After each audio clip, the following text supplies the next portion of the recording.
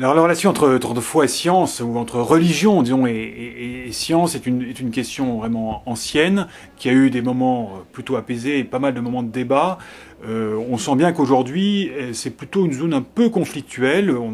On peut parler des mouvements créationnistes, mais ça, je dirais, c'est la chose la plus explicite. On voit bien que d'une manière générale, les églises ne sont pas très à l'aise avec le discours, enfin, ou face au discours scientifique. Je pense qu'une des raisons principales, c'est qu'il y a une méconnaissance, voire une ignorance de la part des croyants à l'égard de ce qu'est la science. Aujourd'hui,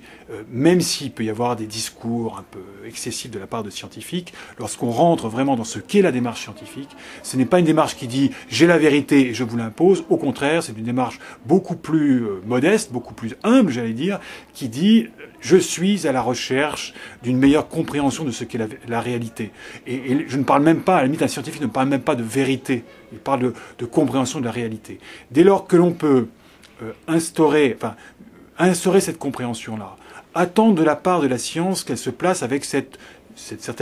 modestie, mais enfin une modestie en même temps sa quête, je crois que l'on peut avancer d'un pas et que l'on peut instaurer un dialogue, sachant que de son côté, le croyant ne peut pas dire « je suis la vérité », il peut dire tout au plus « j'essaie de suivre les pas de celui qui a dit « je suis le chemin, la vérité et la vie ». Donc ce sont des communautés de chercheurs, en quelque sorte, qui devraient pouvoir s'entendre un petit peu mieux qu'ils ne s'entendent en ce moment lorsqu'on le met face à face, par exemple, un créationniste et un matérialiste athée scientifique.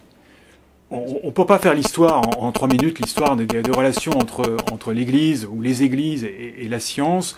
On voit bien que derrière se pose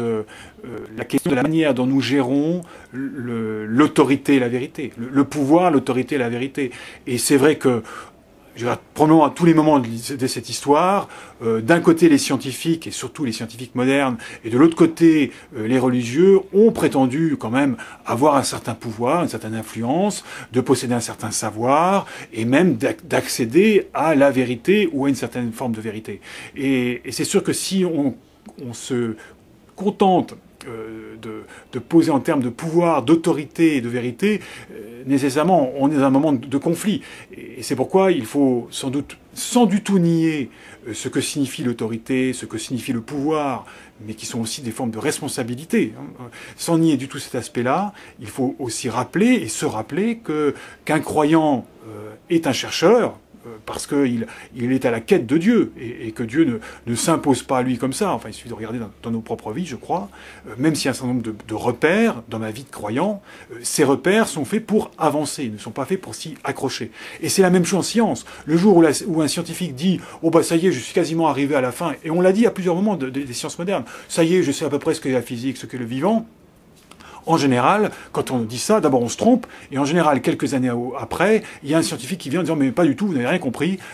c'est un jalon, c'est un moment important, parce que ça nous permet de mieux comprendre à un moment donné la réalité, mais grâce à cette meilleure compréhension, eh bien je peux aller en avant, quitte à détruire la compréhension précédente. » Donc toujours un mouvement, toujours une histoire.